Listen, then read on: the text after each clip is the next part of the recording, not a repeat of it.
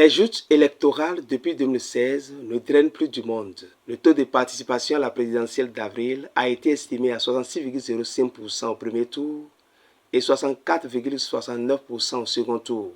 Depuis lors, les chiffres dégringolent. Les législatives de 2019 ont enregistré un taux de 22,99%. La présidentielle de 2021 et les législatives de 2023, quant à elles, ont affiché des taux de participation respectifs de 50,17% et 37,79%. Les chiffres ont baissé lors des législatives et communales du 11 janvier 2026 avec un taux de 36,7%. Mais qu'est-ce qui peut expliquer un désengagement des citoyens béninois pour qui les élections étaient une fête? Nous avons posé la question à un acteur de la société civile, notamment le président du conseil d'administration de Social Watch Bénin. Suivez ses raisonnements et recommandations. Depuis l'avènement du régime de la rupture, nous avons remarqué que dans les élections qui se sont déroulées, le taux de participation est souvent faible. Et cela peut s'expliquer par deux raisons.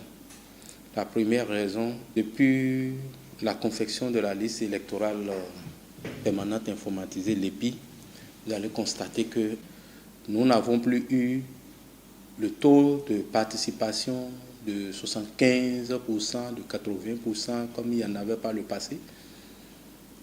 Et avec l'avènement du RAVIP, où la liste électorale est directement extraite du fichier des personnes physiques en République du Bénin, et les citoyens dont les noms sont sur cette liste électorale, parfois ces citoyens ne sont même pas conscients qu'ils sont sur une liste électorale. Par le passé, avant l'avènement de la LEPI, la liste électorale est confectionnée manuellement.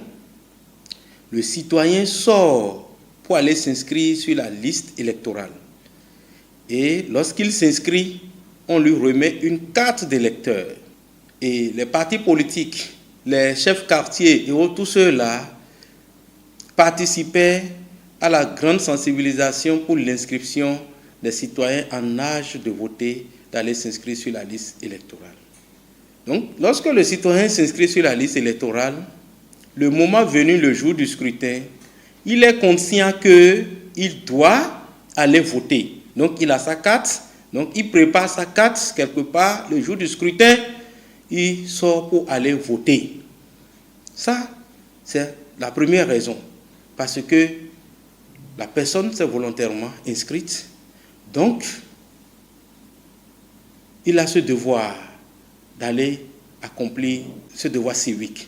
Donc vous avez vu qu'il y a une différence entre les listes manuelles où les citoyens sont sortis volontaires pour aller se faire inscrire et obtenir une carte d'électeur avec la liste électorale actuelle où le système est tel que dès lors que tu as les 18 ans et révolu, le système te classe directement sur la liste électorale.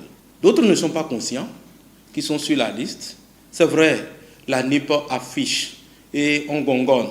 On ne prend pas de moyens, les communiqués radio, aller consulter pour voir si votre nom est là et tout ça. Si le citoyen n'a pas son intérêt, il ne va même pas consulter cette liste-là pour voir quoi que ce soit.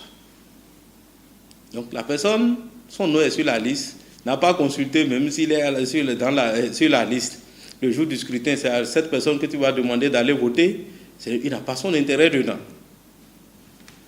La deuxième raison, depuis 2016, les élections qui ont suivi après 2016, ces élections n'ont pas permis quand même aux citoyens de faire de libres choix, d'exprimer leur volonté. Les citoyens disent, bon, ils ne se retrouvent pas. Donc, par conséquent, ce n'est pas la peine de sortir pour aller voter. Si, par exemple, vous avez vu, avec l'histoire du certificat de conformité en 2019, des partis n'ont pas pu participer aux élections. En 2021, des candidats ont été recalés. 2026, des candidats ont été recalés. Ces citoyens qui se retrouvent à travers ces candidats recalés, se disent alors, est-ce que c'est la peine encore d'aller voter? Donc, cela explique le faible taux de participation. Mais en démocratie, on ne fait pas l'abstention pendant le vote. Il faut aller, il faut voter, il faut sortir, exprimer son choix. Parce que lorsque tu refuses d'aller voter, les gens te choisissent le candidat, les gens te choisissent le dirigeant que tu n'as pas voulu. Et tu vas en subir.